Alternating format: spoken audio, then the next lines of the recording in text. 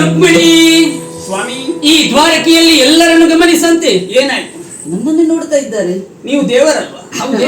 ಯಾಕಾಗಿ ನೋಡ್ತಾ ಇದ್ದಾರೆ? ಯಾಕೆ? ನನ್ನ ಬಾಯಿಂದ ಏನು ಬರ್ತದೆ ಅದನ್ನು ಕೇಳುವಂತಹ ಭಾಗ್ಯ ಅವರ ಪಾಲಿಗೆ ಯಾವಾಗ ಸಿಗ್ತದೆ, ಕೇಳಿದ ಮೇಲೆ ನಾವು ಯಾವಾಗ ಪುಣ್ಯಾತ್ಮರಾಗ್ತೇವೆ ಎನ್ನುವಾಗಿ ಭಾವಿಸಿ ನೋಡ್ತಾ ಇದ್ದಾನೆ. ಅವರನ್ನೆಲ್ಲ ಗಮನಿಸಿದಲ್ಲ ನಾನು, ಮತ್ತೆ ಸದಾ ಕಾಲವಾಗಿ ನೋಡ್ತಾ ಇರ್ತಾರೆ. ನಿಮ್ಮ ಭಕ್ತರಲ್ವಾ? ನಿನ್ನನ್ನು ಗಮನಿಸಿದ್ದು ಅವರ ಜೊತೆಯಲ್ಲೇ ಇದ್ದವಳು ನೀನು. ಓಡೋಡಿಕೊಂಡು ಬಂದು ನಮಸ್ಕಾರ ಮಾಡಿದಿ. ಇದೇನು ಹೊಸತಲ್ಲ. ಹೆಂಡತಿ ಆದವಳು ಗಂಡನಿಗೆ ನಮಸ್ಕಾರ ಮಾಡುವುದು ಇದ್ದದ್ದೇ. ಆದ್ರೆ ಮುಖವನ್ನು ಗಮನಿಸುವಾಗ ಸುಖವೇ ಇಲ್ಲ. ನಿನ್ನಿದ್ದಂತಹ ರುಕ್ಮಿಣಿಯ ಮುಖ ಇವತ್ತು ಕಾಣುವುದಿಲ್ಲ. ಚಂದ್ರನಂತೆ ಶೋಭಿಸಬೇಕಾದಂತಹ ನಿನ್ನ ಮುಖ ಇಂದು ರಾಹು ಸೋಕಿದ ಚಂದ್ರನಂತೆ ಕಾಣ್ತಾ ಇದೆ. ಹಾಗಿದ್ರೆ ಇಲ್ಲಿಗೆ ಬರ್ಬೇಕಾದ್ರೆ ಏನಾದ್ರೂ ಕಾರಣ ಇರಲೇಬೇಕು. ಜೊತೆಯಲ್ಲಿ ಮನ್ಮಥನನ್ನು ಕೂಡಿಕೊಂಡು ಬಂದೆ. ತರುಣಿ, ಏನಂತ ಹೇಳಬಾರ್ದೆ?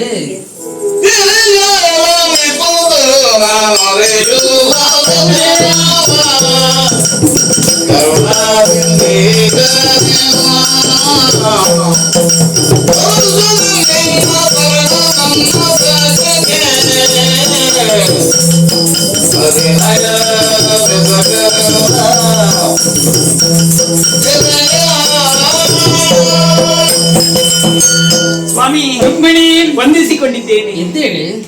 ಲೋಕರಕ್ಷಕ ಶ್ರೀಕೃಷ್ಣ ಪರಮಾತ್ಮ ಎನ್ನುವ ಹೆಸರನ್ನು ಪಡೆದವರು ತಾವರು. ಹೌದು. ಅಷ್ಟೇ ಅಲ್ಲ, ಭಕ್ತೋದ್ಧಾರಕ ಎನ್ನುವ ಹೆಸರು ಬೇರೆ. ಹೌದು. ಭಕ್ತರನ್ನು ಉದ್ಧರಿಸುವುದಕ್ಕಾಗಿ ಇರುವವರು ನೀವು.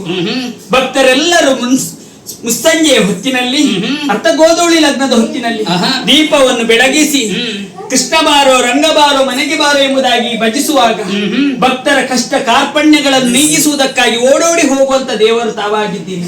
ಅದಕ್ಕಾಗಿ ಭಕ್ತವತ್ಸಲ ಎನ್ನುವ ಹೆಸರು ನಿಮಗೆ ಸ್ವಾಮಿ.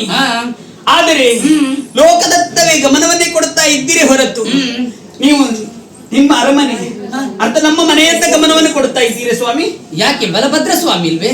ಅರ್ಥ ನಿಮ್ಮ ಅಣ್ಣ ನನ್ನ ಭಾವ, ಅವರ ರಾಜಕೀಯ ವಿಚಾರವನ್ನು ನೋಡುವುದಕ್ಕೆ ಹೊರತು ಸಂಸಾರಿಕ ವಿಚಾರವನ್ನು ನೋಡುವುದಕ್ಕೆ ಸಾಧ್ಯವಿಲ್ಲ ತಾನೇ. ಸಂಸಾರದಲ್ಲಿ ಏನಾದ್ರು ತೊಂದರೆ ಆದ್ರೆ ಅದನ್ನು ನಿಭಾಯಿಸಬೇಕಾದದ್ದು ಹೆಂಡತಿ ಆದದ್ದು ನೀನು. ಅದು ಹೌದು, ಹೆಂಡತಿಯಾದವಳ ಕರ್ತವ್ಯ ಹೌದು. ಅದಕ್ಕಾಗಿಯೇ ಹೆಂಡತಿಗೆ ಒಂದು ಸ್ಥಾನ ಉಂಟು, ಕರ್ಣೇಶು ಮಂತ್ರಿ ಎಂಬುದಾಗಿ. ಮಂತ್ರಿ ಒಪ್ಪದೆಯಲ್ಲಿ ಇರುವವಳು. ಹೌದು.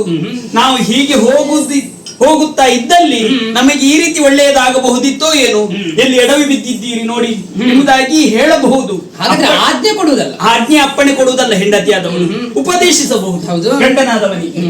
ಹಾಗಂತ ಹೇಳಿ ಈಗ ಎಚ್ಚರಿಸುವುದಕ್ಕಾಗಿ ನಾನು ಬಂದಿದ್ದೇನೆ. ಯಾಕೆ ಗೊತ್ತಾಯ್ತಾ? ಗೊತ್ತಾಗ್ಲಿಲ್ಲ ಸ್ವಾಮಿ. ನಮ್ಮ ದಾಂಪತ್ಯದ ಜೀವನದ ದ್ಯೋತಕವಾಗಿ ನಮಗೊಬ್ಬ ಮಗನಿದ್ದಾನೆ, ಮನ್ಮಥ.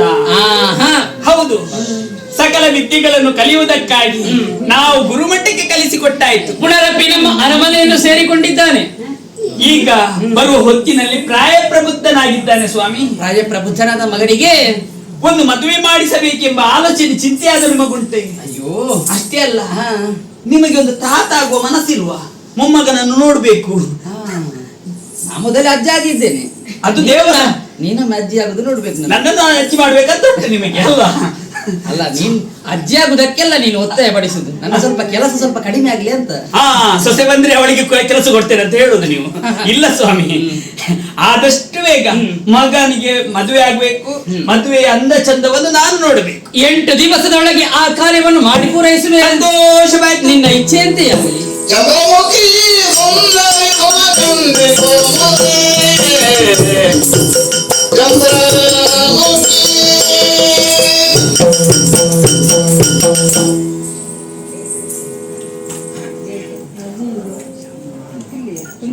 ಶ್ರೀ ಮಹಾಗಣಪತಿ ದೇವರನ್ನು ಮುಂದಿರಿಸಿಕೊಂಡು ಅದೇ ಪ್ರಕಾರವಾಗಿ ನಿಮ್ಮ ಮನೆಯ ಸಕಲ ದೈವದೇವರುಗಳ ಪೂರ್ಣ ಅನುಗ್ರಹದಿಂದ ಅಂಬಾಭವಾನಿ ದೇವರ ಸೇವೆ ನೀವು ಮಾಡಿದಂತಹ ಸೇವೆಯನ್ನು ದೇವರು ಸಂಪೂರ್ಣವಾಗಿ ಸ್ವೀಕಾರ ಮಾಡಿಕೊಂಡು ನೀವು ಹೋದಲ್ಲಿ ಬಂದಲ್ಲಿ ಯಾವುದೇ ರೀತಿಯ ಕಷ್ಟ ಕಾರ್ಪಣ್ಯಗಳಿಂದ ಮಾಡಿ ಮನದ ಇಷ್ಟಾರ್ಥವನ್ನು ಈಡೇರಿಸಿಕೊಂಡು ಆರೋಗ್ಯ ಭಾಗ್ಯ ಸುಖ ಸಂಪತ್ತನ್ನು ಕೊಟ್ಟು ನಾವೆಲ್ಲರೂ ಮಾಡುವಂತಹ ಪ್ರಾರ್ಥನೆ ಇಷ್ಟಾರ್ಥ ಸಿದ್ಧಿ.